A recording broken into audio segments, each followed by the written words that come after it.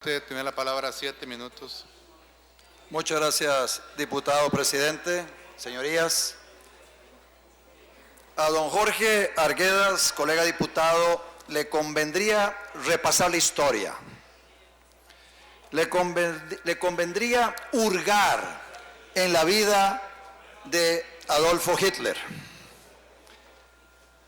Si hurga un poquito, se va a encontrar, por ejemplo, la siguiente frase. En mayo de 1927. Acordémonos que era el líder de un movimiento nacional socialista. ¿Qué decía Hitler?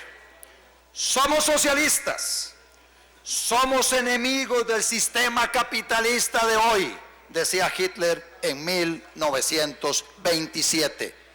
Nacionalsocialismo. Si usted analiza todas las políticas públicas impulsadas por ese dictador, por ese genocida, por ese asesino, usted va a encontrar una impronta socialista en todo su accionar. Algo que pareciera en el Frente Amplio es algo de recibo, acogido, abrazado.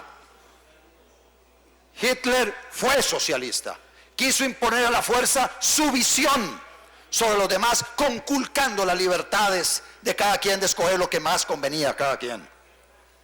Pero luego, señorías, a propósito de la participación breve de doña Patricia Mora Castellanos, colega diputada, y muy probablemente en los días futuros vamos a tener un debate en profundidad sobre Ernesto el Che Guevara, con el cual no me une absolutamente nada, dicho sea de paso, aparte de tener un apellido común.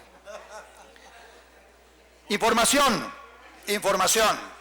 Guevara, el Che, estaba enamorado de la muerte de los demás. En abril de 1967, hablando desde la experiencia, resumía la idea homicida de la justicia en su mensaje a la tricontinental. Decía el Che Guevara en esa época: el odio como factor de lucha, el odio intransigente al enemigo que impulsa más allá de las limitaciones naturales del ser humano y lo convierte en una efectiva, violenta, selectiva y fría máquina de matar. Así describía él y motivaba él a las personas que participaban en esta revolución cubana. La disposición de Guevara, cuando viajó con Castro de México a Cuba a bordo del Granma, quedó reflejada en una frase de una carta a su mujer, redactada el 28 de enero de 1957, poco después de desembarcar, y publicada en su libro Ernesto, Memorias del Che Guevara en Sierra Maestra. Decía el Che Guevara: aquí, en la selva cubana, vivo y sediento de sangre. En enero de 1957, como indica su diario de Sierra Maestra, Guevara mató de un disparo a Eutimio Guerra, porque sospechaba que estaba pasando información al enemigo. Entre comillas, de su diario, dice: acabé con el problema con una pistola del calibre 32 en el lado derecho de su cerebro. Sus pertenencias ahora son mías, decía el Che Guevara.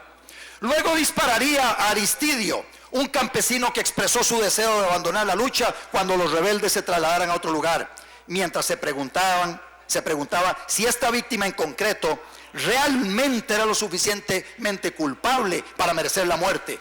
No le tembló el pulso a la hora de ordenar el asesinato de Chavarría, hermano de uno de sus camaradas, por crímenes no especificados. Tenía que pagar el precio, decía Ernesto el Angelito Guevara. En otras ocasiones simulaba ejecuciones, aunque no las llevara a cabo como método de tortura psicológica.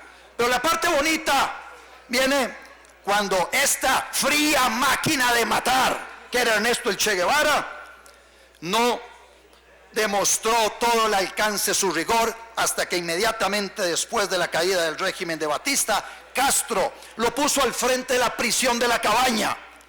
San Carlos de la Cabaña era una fortaleza de piedra utilizada para defender La Habana de los piratas ingleses del siglo XVIII.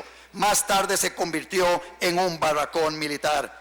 Guevara, Ernesto el Angelito pareciera Guevara, durante la primera mitad de 1959, uno de los momentos más oscuros de la revolución, José Villasuso, abogado y profesor de la Universidad Interamericana de Bayamón en Puerto Rico, que perteneció al organismo a cargo de los procesos judiciales sumarios en la Cabaña, contó hace poco que el Che dirigía la comisión depuradora. Decía, se regía por la ley de la sierra, tribunal militar, de hecho y no jurídico. Y el Che recomendaba guiarnos por la convicción. Esto es, sabemos que todos son unos asesinos, luego proceder radicalmente en lo revolucionario. La función de un tipo ya era el instructor, es decir, legalizar profesionalmente la causa y pasarla al Ministerio Fiscal. Se fusilaba de lunes a viernes. Las ejecuciones se llevaban a cabo de madrugada, poco después de dictar sentencia y declarar sin lugar de oficio la apelación. La noche más siniestra se ejecutó a 7 hombres. Javier Arzuaga, el capellán vasco que consolaba a los condenados a muerte, recientemente contó desde su casa de Puerto Rico. Este excura católico, que tiene ahora más de 75 años y que se define como más cercano a Leonardo Boff y a la teología de la liberación que al antiguo cardenal Ratzinger, recuerda que había alrededor de 800 prisioneros en un espacio donde no cabían más de 300, antiguos militares, policías de Batista, algunos periodistas, unos pocos hombres de negocios y comerciantes. El tribunal revolucionario estaba compuesto por milicianos. Guevara presidía el tribunal de apelaciones, nunca anuló ninguna condena. Después de que esta persona se fuera, Javier Arzuaga, en mayo ejecutaron a muchos más, pero yo personalmente, dice Javier Arzuaga, fui testigo de 75 ejecuciones. ¿Cuántas personas fueron asesinadas en la Cabaña por el verdugo de la Cabaña? Se habla de 500, otras personas hablan de 2000, pero que fue un asesino, fue un asesino.